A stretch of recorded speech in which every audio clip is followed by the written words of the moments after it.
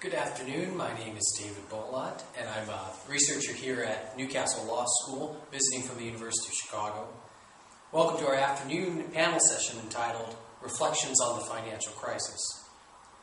I'd like to begin by noting that I think it both apropos and ironic that an economic anthropologist is co-chairing this inaugural symposium of the Finance and Financial Law Working Group. The name of the interdisciplinary group includes finance and financial law, but leaves anthropology unmarked. Like culture itself, we anthropologists are often present, but not made explicit.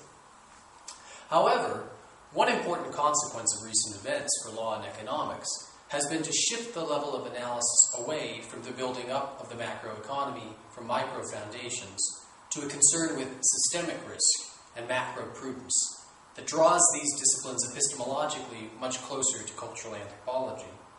And in this spirit, our session will be concerned with overarching structural patterns and problems that are enduring elements in economic crises rather than those that are simply specific to the most recent one. Or as Professor Solis said earlier this morning, and with much greater accuracy, we're going to do some generalized waffling. To launch this interdisciplinary enterprise, we have a star-studded cast, and I the enviable role of getting to draw on the intellectual resources of some of Britain's foremost financial scholars. At my side, I have first Professor Rob Hudson, a finance professor here at Newcastle University. To his left, David Campbell, professor at Leeds Law School in Commercial and Corporate Law. Of course, our keynote speaker, Professor Charles Goodhart of the LSE, where he founded the Financial Markets Group. And, of course, Joanna Gray, who is the director of the Finance and Financial Law Working Group here at the university and a professor of financial regulation in the law school. The format for this panel is as follows.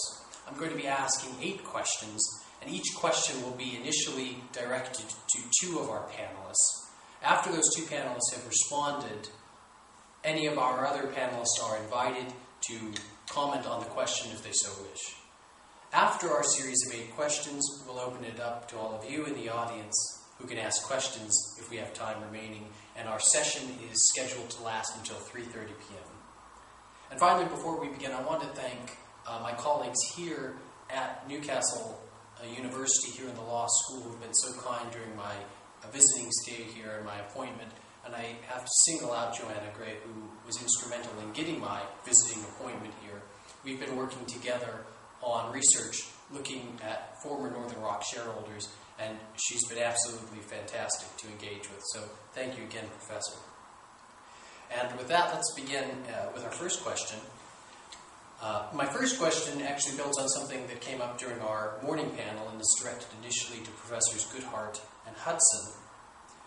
With the debt ceiling crisis looming in the United States, there is continued concern with the monetization of the American fiscal deficit by Chinese investors. Indeed, a number of commentators have claimed that current account imbalances are at root responsible for recent economic events. For instance, the Turner Review singled out these imbalances as the ultimate cause of the global crisis, but contained few remedies to address them. This leads me to a 3-part question. First, in your views, how significant are these imbalances? Second, what is precisely their link to the financial crisis? And third, what, if anything, should be done to correct them?